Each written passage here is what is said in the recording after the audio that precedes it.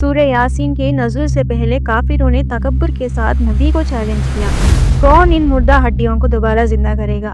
ये नामुमकिन है, कोई ये नहीं कर सकता। तुम झूठे हो, तुम नबी नहीं हो। बिस्मिल्लाहिर्रहमानिर्रहीम। कह दो, जिसने इसे पहली मर्तबा पैदा किया वही इसे दोबारा जिंदा करेगा। वो हर किस्म की तख्लीक को जानता है। अल्लाह। आप रसूलुल्लाह सल्लल्लाहु अलैहि वसल्लम को हिजरत का हुक्म मिला, लेकिन काफिर उनके दरवाजे पर खड़े थे। उन्होंने मौजज़ाना आयत तिलावत की, सूरह यासीन की और बाहर निकल गए और वो उन्हें देख ना सके। लेकिन वो रास्ता तो खाली है, ये बात समझ में नहीं आती। और सूरह यासीन की सबसे जज्बाती कहानी, एंटियोच की गर्द भरी गलियों में एक आदमी हाँफता हुआ दौड़ रहा था। उसके पीछे गुस्सा भरी भीड़। वो जानता था कि उसके अल्फाज उसे कत्ल करवा सकते हैं, लेकिन उस दिन वो हक के लिए खड़ा हुआ। उसने रसूलों का साथ दिया और कहा, मैं उसी अल्लाह पर ईमान लाया हूँ जिस पर ये ईमान रखते हैं। ऐ मेरी कौम, इन रसूलों की पैरवी करो, उनकी पैरवी करो जो तुमसे कोई उजरत नहीं मांगते, क्योंकि वो हिदायत के रास्ते पे है। आप शाज़िया सबा स्टोरीज देख रहे हैं। हम कहानियों का सिलसिला जारी रखते हैं। कुरान के सूरा उसकी सीरीज़ को मिस न करने के लिए चैनल को सब्सक्राइब करें, वीडियो को लाइक करें और अपने कमेंट्स के ज़रिए हमारा साथ दें। अगर आप तैयार हैं तो चलिए शुरू करते हैं। बिस्मिल्लाहिर्रहमानिर्रहीम। सूरह यासीन, जो कुरान का दिल कहलाती है, मक्का में नाजिल की गई। कुरैश के कबीले में जहां हमारे नबी रहते थे, उन्होंने उनका पैगाम कबूल ना किया और मौत के बाद ज़िंदगी का इनकार किया। लोगों के दिल सख्त हो गए, शक और सवालात उनके दिलों को भर रहे थे। उस वक्त अल्लाह ने ये सूरह नाजिल की ताकि उनके दिल आराम हो जाएं, उन्हें हक दिखाया जाए और ज़िंदगी और मौत का राज सिखाया जाए। इसमें 83 आयतें हैं। इस सूरह को अपना नाम यासीन के हुरूफ से मिलता है, जो इसकी पहली आयत है। सूरह यासीन में बुनियादी मौजूज़ात हैं, इंसान की अखलाकी जिम्मेदारियाँ। वही एंटियोच के लोगों की तरफ भेजे गए रसूल, जिन लोगों ने रसूल का इनकार किया, अल्लाह की वहदानियत और कुदरत की निशानियाँ, मौत के बाद दोबारा ज़िंदा होना, क़यामत का दिन और सज़ा। इस्लामी उलमा का यकीन है कि आप रसूलुल्लाह सल्लल्लाहु अलैहि वसल्लम ने इस सूरह को ख़ास अहमियत दी और मुसलमान भी कुरान पढ़ते वक्त इसे ख़ास मुकाम देते हैं। इसी वजह से सूरह यासीन पर ख़ास तफासीर लिखी गई। अब चलिए देखते हैं इस सूरह का मतलब और कहानी। आयत बा आयत अल्लाह इस सूरह का आगाज़ यासीन के हुरूफ से करता है। बहुत से उलमा कहते हैं कि ये हुरूफ तनबी का मानी रखता है, जैसे तवज्जो दो और सुनो।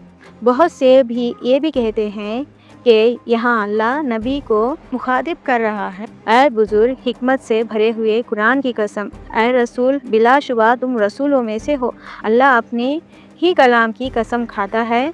कुरान कसम उस चीज़ की कीमत को दिखाती है जिसकी कसम खाई जाती है, और ये बताती है कि आने वाली बात यकीनी और सच है। यहाँ मकसद ये बताता है कि आप रसूलुल्लाह सल्लल्लाहु अलैहि वसल्लम अपनी तरफ से बात नहीं करते, कि वो अल्लाह की तरफ से भेजे गए सच्चे रसूल हैं और जो रास्ता वो लाए हैं वही सीधा रास्ता है।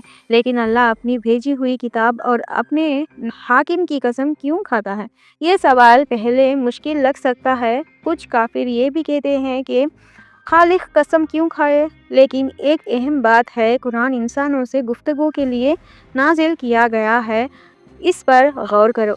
जब तुम छोटे बच्चे से बात करते हो तो वही अंदाज इस्तेमाल नहीं करते जो एक बड़े बुजुर्ग के साथ करते हो।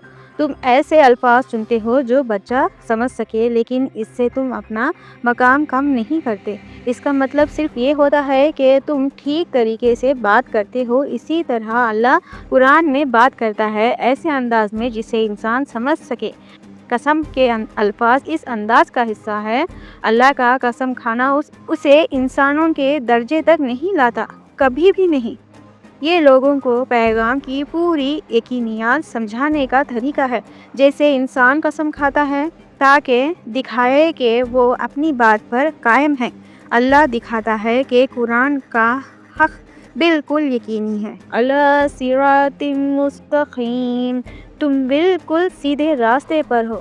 تنزیل العزیز الرحیم، یہ قرآن عزیز اور رحیم کی طرف سے نازل کیا گیا ہے۔ یہ قرآن ایک کتاب ہے جو تمہاری طرف اللہ کی جانب سے نازل کی گئی، جو ہمیشہ قدرت والا اور ہمیشہ رحم کرنے والا ہے۔ لِتُنذِرَ قَوْمًا مَّا أُنذِرَ آبَاؤُهُمْ فَهُمْ غَافِلُونَ، تاکہ تم ایک قوم کو ڈراؤ جن کے باپ دادا کو پہلے کوئی ڈرانے والا نہیں آیا اور جو غفلت کی حالت میں ہے۔ قرآن کا مقصد بالکل واضح ہے، غفلت میں جینے والی سوسائٹی کو ڈرانا، یعنی نہ وہ جانتے ہیں اور نہ وہ پرواہ کرتے ہیں۔ مکہ کے لوگ بہت عرصے سے کسی نبی کو نہیں دیکھا تھا، وحی کے بغیر اس لمبی مدت کی وجہ سے الہی سے دور ہو گئے تھے۔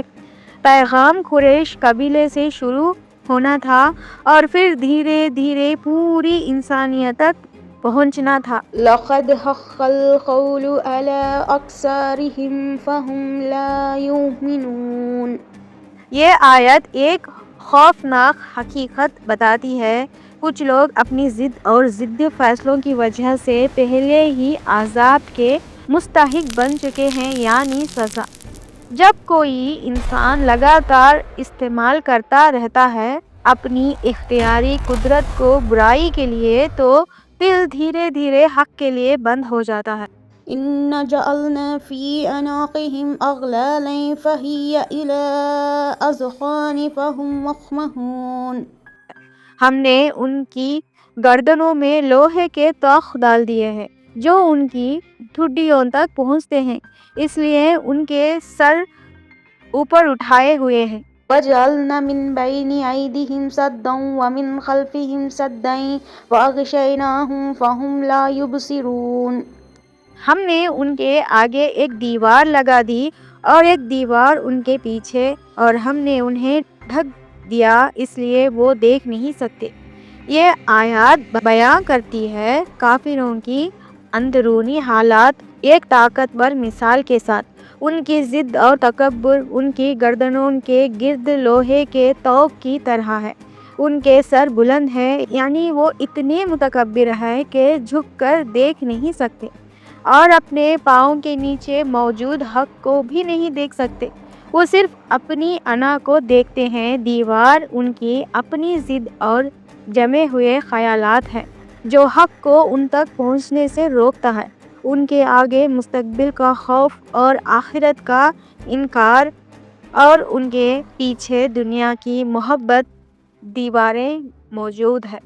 تم انہیں ڈراؤ یا نہ ڈراؤ، تم صرف اسی کو ڈرا سکتے ہو جو قرآن کی نصیحت کی پیروی کرتا ہے اور رحمان سے ڈرتا ہے، چاہے اس نے اسے دیکھا نہ ہو۔